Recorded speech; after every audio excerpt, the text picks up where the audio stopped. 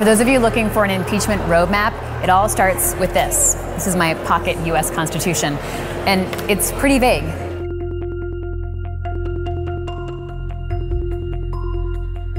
It's a joke. Impeachment for that? The Constitution calls for the president's impeachment and removal from office for treason, bribery, or other high crimes and misdemeanors. But the bar for impeachment and just how to get there is up to congressional leadership. I'm announcing the House of Representatives moving forward with an official impeachment inquiry. I'm directing our 6 committees to proceed with their investigations under that umbrella.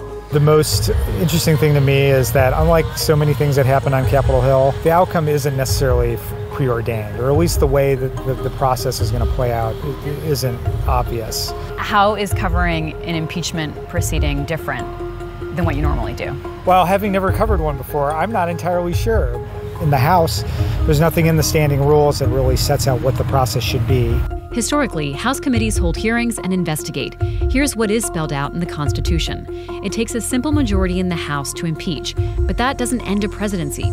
It takes 2/3 of the Senate to convict and remove a president from office in a trial presided over by the Supreme Court's Chief Justice. So is it a good way to think about this? The House investigates and the Senate judges? Yeah, for people who are familiar with the way the American criminal justice system works, the House indicts. They're like the grand jury. They gather the evidence. They bring the bill of indictment. And then it's up to the Senate to conduct a trial and determine whether, removal is warranted. Never in American history has the whole process played out, and this is only the 4th time Congress has even started impeachment proceedings. The first, President Andrew Johnson, back in 1868, impeached in the House but acquitted in the Senate, and he stayed in office. Then Richard Nixon, threatened with impeachment, he stepped down before the House or Senate could vote. The third, Bill Clinton. He was impeached by the House but acquitted by the Senate, and he finished out his presidency. When I was a kid, I watched the impeachment proceedings for President Clinton.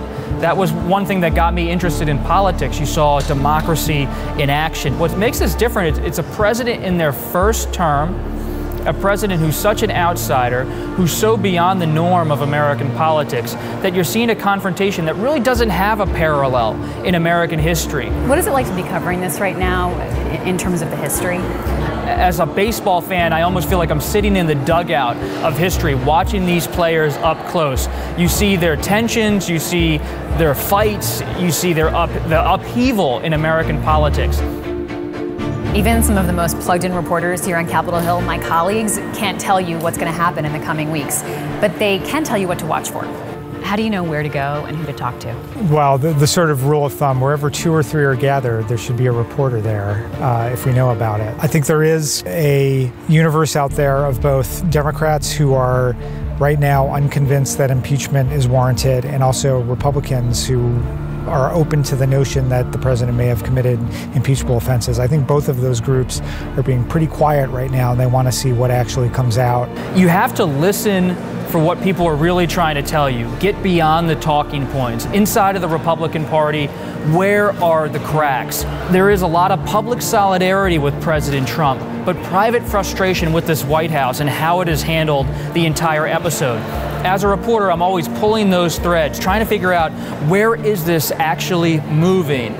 For Democrats, you're wondering, will they really be able to make a case to the American people that President Trump should be removed from office? So public opinion is so key right now. Every lawmaker, Democrat and Republican, is waking up every day and looking at the headlines, and they're also listening to their constituents. Where does this country want to go with President Trump? Because it's political to a point, but they always are listening to public opinion. So what happens next may be decided in communities like yours, because public opinion plays a key role in this process.